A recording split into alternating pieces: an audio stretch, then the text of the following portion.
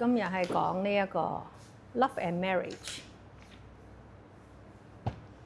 咁當然都有好多呢個 paragraph 有好多我哋可以知道印度嗰個文化對於婚姻啦。咁其中一個部分係佢哋都其實而家都會有嘅，就係佢哋會睇住個日月星辰咧，去選擇幾時有一個性交，而希望得出一個小朋友嘅。因為你個星辰點樣走向啦，然後就會計算到小朋友幾時出生啦。咁就確保你個小朋友咧係一個點樣嘅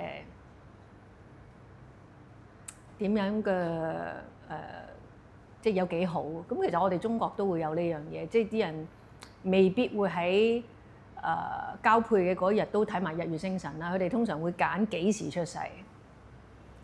咁所以佢哋就會 book 個醫生幾時做掹個 BB 出嚟啦。咁即係好似卡諾逼個小朋友喺一個最吉利嗰個時辰出世啦。喺印度就唔係話淨係計出世嗰陣時，係講緊爸爸媽媽交配嘅嗰個刻，點樣將嗰個靈魂帶入個母體，可以計嘅。咁所以佢哋係會用呢樣嘢 kind of 好似其中一個 discipline of 男女之間個交配，去 discipline 要揀一個吉日去做呢樣嘢。我覺得中國其實曾幾何時都有呢樣嘢。即係皇帝要娶妃洞房嗰日，應該係有計過係要嗰日先可以嘅，就唔係隨便。咁你先可以生到一個龍的傳人出嚟。咁啊，我哋呢個年代就真係唔會有呢樣嘢啦。即係最極其量到你都係會算到佢要幾時出生啦，邊一日吉日吉時出生咁樣，就 book 個醫生喺嗰陣時拎佢出嚟咁樣。有冇特別問題想問？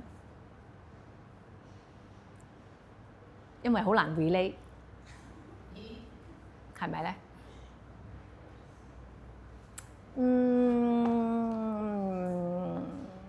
好難 relate 都明嘅。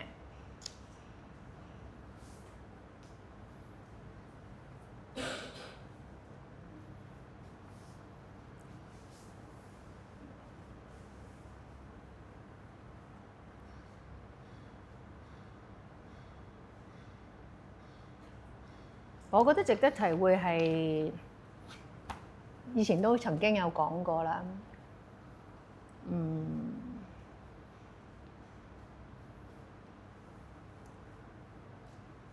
即係 Guruji 其中一個部分，值得我哋好欣賞佢 as 一個呢個年代嘅人，就係佢係一個好 charming 嘅一個男性啦。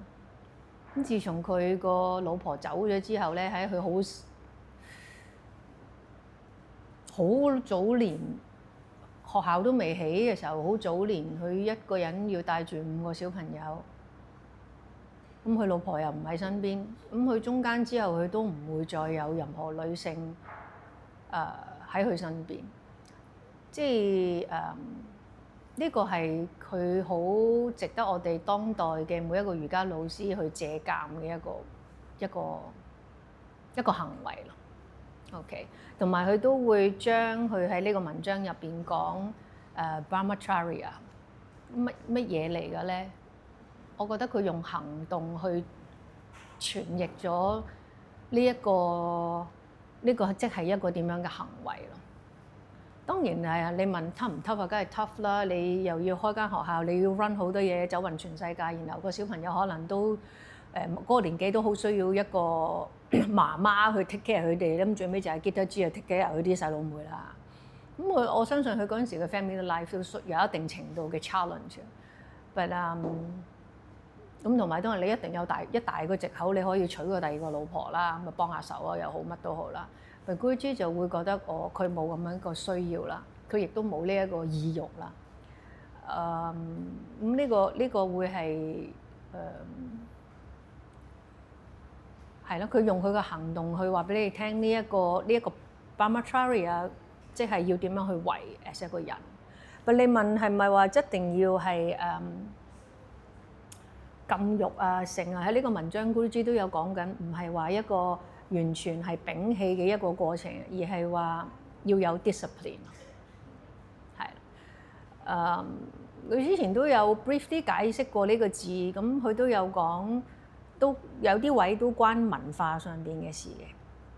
但佢都會提我哋就係我哋現今世代會濫用咗自由呢兩個字啦。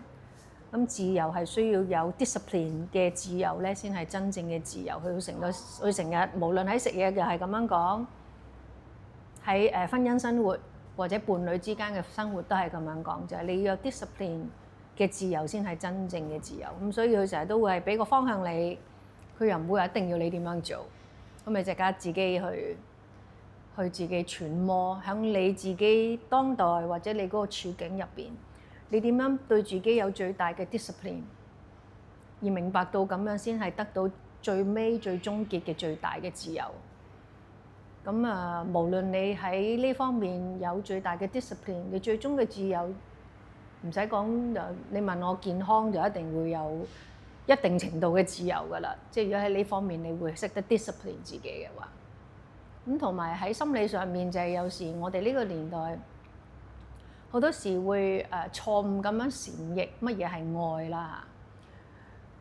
咁喺discipline 自己喺呢一方面裡面咧，你會重新定位乜嘢係愛咯。咁其實你問乜嘢係愛都好難用兩隻字解釋嘅，就係基本上你想人哋點樣對你，你就係點樣對人哋咯。你覺得點樣為之愛你自己？即係我成日都會覺得，你如果講話你好愛人咁樣咁，好愛你咁樣嘅，第一時間你要問你自己你有幾愛你自己咧？即係你點樣照顧自己一日三餐啊、作息啊？呢啲其實都係一個愛嘅表現嚟。如果我照顧自己呢方面都係好是但求其嘅時候，然後你一個情緒嘅投射，然後去覺得我好愛另外一個人咧，其實嗰啲都係一啲幻象嚟嘅。咁當然呢個就係需要你要去到某一個年紀，你先會 realize 呢啲嘢啦。OK，冇乜大問題。You're swinging a lot 啦。呢個文章冇乜大問題，我又唔想夾硬繼續講。點啫？冇問題。好 ，that's it。下次就係呢個 family life。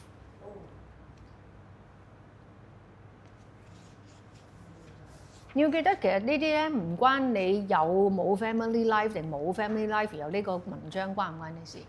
你至少一定係 come from 一個 family， 你唔係石頭爆出嚟㗎。咁所以有時你可以喺呢啲文章，就算我唔係呢個階段，我應該都唔會有呢個階段。你唔使一定要咁樣去諗呢樣嘢。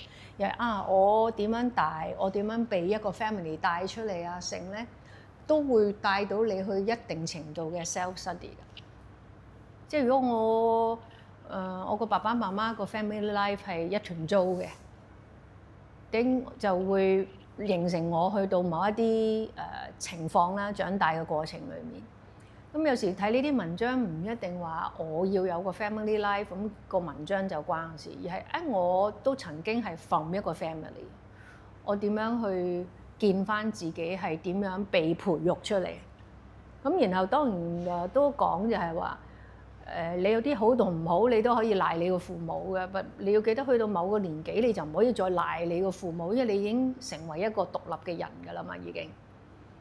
咁你要去 study 自己咧，要係好多方就係其中一樣嘢，就係我呢刻個行為有冇被我帶大我嘅人所影響。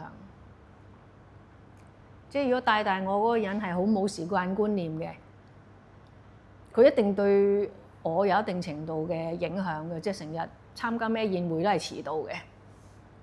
但當我成為一個獨立嘅人嘅時候 ，I have to discipline myself，我要做一啲嘢令到我唔再受影響，等我先可以話我有一定程度嘅 freedom。咁所以睇呢啲文章可以係用多啲角度去望件事，就唔一定我係咪喺嗰個 stage 咯。係啦，OK，see you next time。